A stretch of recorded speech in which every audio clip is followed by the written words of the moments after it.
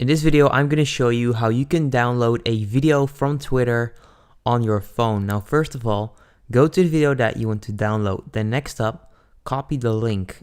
So copy the link, and then next up, you actually want to go to this website, twittervideodownloader.com. As you can see right there, twittervideodownloader.com. Then right there, you can actually go ahead and paste the link. Click on download. And then click on, where is it? It's right there, download video. You can even select the size and quality. So let me just click on that one. Then click on download.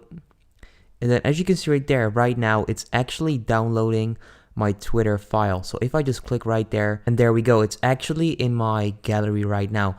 That's exactly how you can download any video from Twitter. If this works, make sure you go ahead and leave a like on this video. I would appreciate that. And then good luck with downloading your videos. Peace out.